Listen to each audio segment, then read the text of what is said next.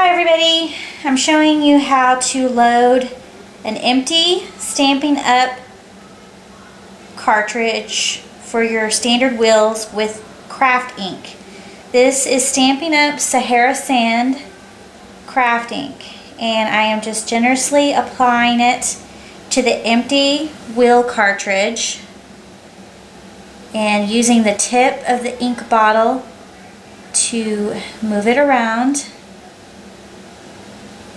This is not recommended by Stampin' Up because the craft ink is a pigment ink and it's heavier. And why do you use craft ink if you want to stamp fabric?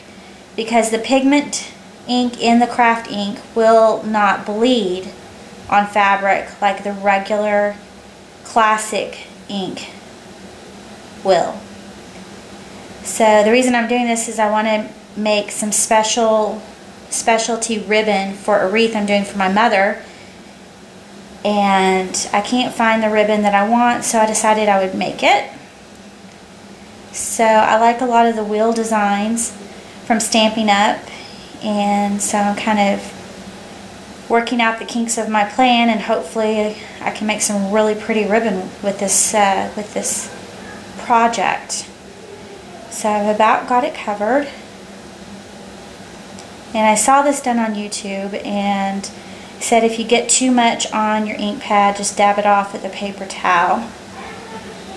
But I've done this one other time, and my problem is I don't get enough ink on there. So I've had to re-ink one once before. Really want to get it on nice and generous. I think that looks good for now.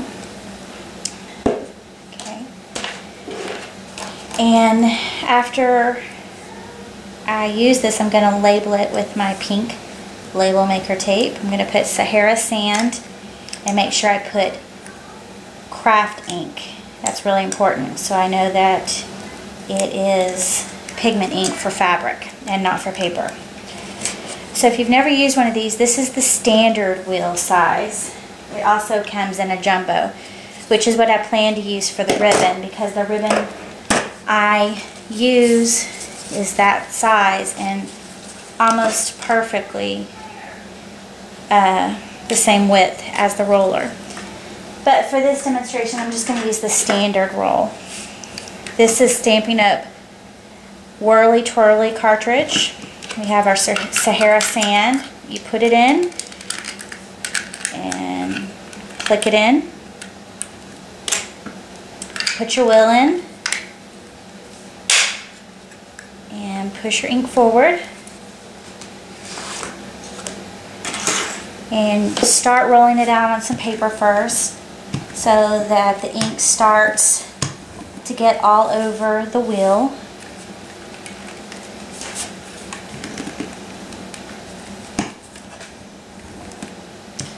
So that's pretty good. So now we're going to try it on some ribbon. Now I've tried this once before and it doesn't want to work very well on the shiny side. I guess we'll try both and see what happens.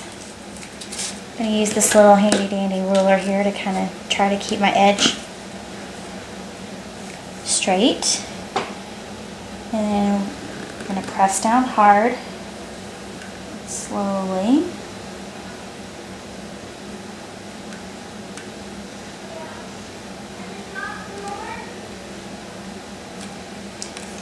There you go. I like it because it's subtle. I want the background to be subtle because I'm going to stamp with some other stamps in like a black ink. So I think this is going to look really good.